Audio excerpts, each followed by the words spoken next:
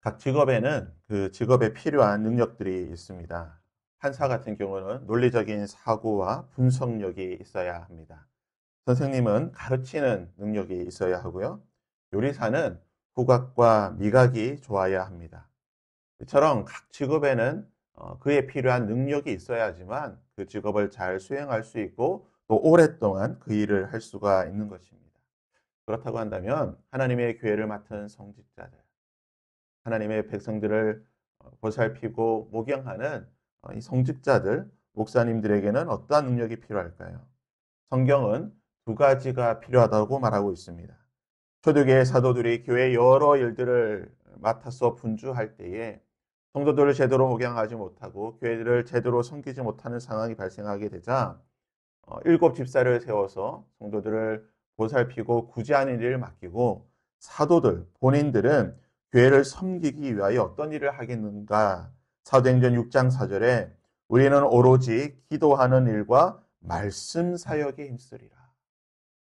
목사는 기도하는 일과 말씀을 전하는 일, 제사장은 기도하고 말씀 전하는 일에 전무해야 한다, 힘써야 한다라고 이야기를 하고 있는 것입니다. 즉 목사에게 가장 중요한 두 가지 능력은 기도하는 능력과 말씀을 전하는 능력입니다. 기도하는 능력이 무엇입니까? 그것은 기도했을 때 뭐 병자가 낫고 어떤 기적이 일어나고 그러한 능력을 말하는 것이 아닙니다. 항상 기도하고 항상 성도들의 마음을 품고 그들의 기도 제목을 살피며 하나님 앞에 기도할 수 있는, 언제나 기도할 수 있는, 성도들의 마음에 품고 기도할 수 있는 그것이 바로 기도의 능력인 것입니다. 말씀 전하는 능력이 무엇입니까? 물론 설교를 청산유수 같이 잘하는 것도 말씀을 전하는 능력이 될 수 있겠지만, 하지만 하나님의 말씀을 깊이 있게 분석하고 연구하고 성도들을 그 말씀 가운데 인도하고 먹이기 위해 항상 말씀을 묵상하고 또 그 말씀을 잘 전할 수 있는, 효과적으로 전할 수 있는 그러한 것이 바로 말씀을 전하는 능력인 것입니다. 왜 사도들이 자신들은 기도하는 일과 말씀 전하는 일에 힘쓰겠다, 이것이 우리의 사역이다, 이것이 우리의 능력이다라고 말했던 것입니까? 그것은 바로 본문 20절과 21절에 나오는 이 말씀 때문에 그렇다는 것입니다.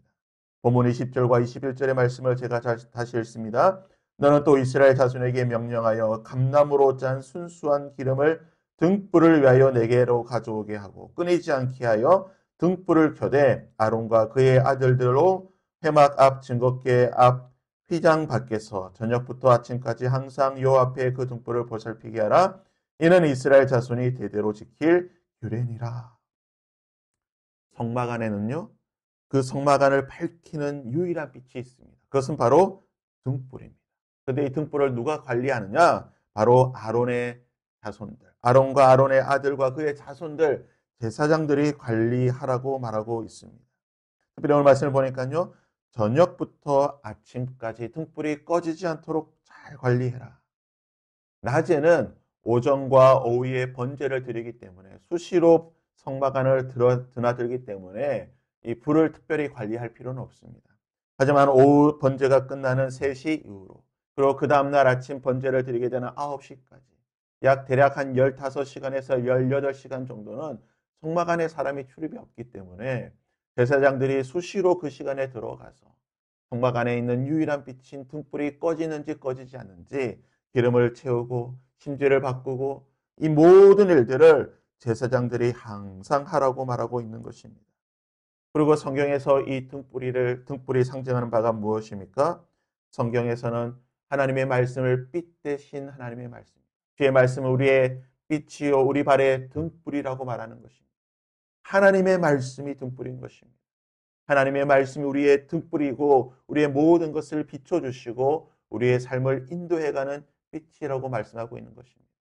성막의 빛은 바로 빛 대신 예수 그리스도, 말씀 대신 예수 그리스도를 상징한다는 것입니다. 제사장이 그 등불의 빛을 밝힌다는 것은 백성들이 하나님의 말씀 가운데 살아갈 수 있도록 그 빛을 바라보며 하나님을 바라보고 바른 말씀 가운데 살아갈 수 있도록 잘 양육하고 가르쳐야 하는 것을 상징하는 것입니다. 성막 안의 유일한 빛은 바로 등불이라고 말씀드렸습니다.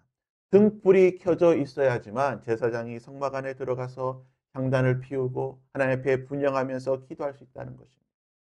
빛이 모든 일의 근본이 되는 것입니다.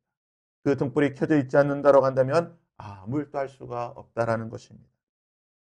중세 수도원의 가장 중요한 그런 자신들의 삶의 지침은 바로 기도하고 일하라. 무엇을 하든지 항상 먼저 기도하고 하나님의 일을 하라고 중세 수도원의 그 수도사들은 그러한 삶의 태도를 가지고 있었다라는 것입니다.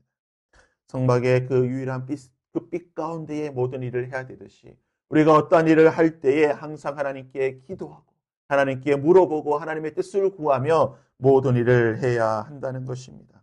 기도는 모든 일의 원동력이 되는 것입니다. 모든 일의 근본이 된다는 것입니다. 그래서 목사는 하나님의 말씀을 가르치는 일과 기도하는 일에 힘써야 될 줄 믿습니다. 뿐만 아니라 성경에서는 우리를 왕 같은 제사장이라고 불렀다는 것입니다. 우리는 하나님 앞에 왕 같은 제사장들입니다. 우리가 어떤 일을 할 때 항상 하나님 앞에 기도하고 일해야 되는 것입니다. 우리는 항상 하나님의 말씀 가운데 살아가며 그 말씀을 바라보며 살아야 한다는 것입니다. 하나님의 등불이 항상 켜져 있듯이 하나님 내 삶 속에 하나님의 말씀의 빛이 항상 켜져 있게 하여 주셔서 하나님의 말씀을 바라보고 살아가는 내 삶이 되게 하여 주시옵소서. 하나님 제사장들이 그 빛 가운데 하나님 앞에 모든 일을 하였듯이 하나님 내가 항상 하나님께 기도하고 하나님의 일을 할 수 있는 자가 되게 하여 주시옵소서. 우리 함께 기도할 때 하나님 오늘 하루도 빛 대신 예수 그리스도의 말씀을 바라보며 살아가는 내 삶이 되게 하여 주시고 하나님 오늘 하루도 내가 어떤 일을 하기에 앞서서 이 시간 하나님 앞에 기도하며 나아갈 때에 하나님 이것이 나의 힘이 되게 하여 주시고 하나님 이것이 나의 삶의 원동력이 되게 하여 주셔서 오늘 하루도 하나님의 은혜 가운데 살아갈 수 있는 하루가 되게 하여 주시옵소서. 왕 같은 제사장으로서 하나님 말씀과 기도에 이 모든 일에 힘쓰는 내 삶이 되게 하여 주시옵소서. 그런 마음을 함께 기도하며 나가도록 하겠습니다.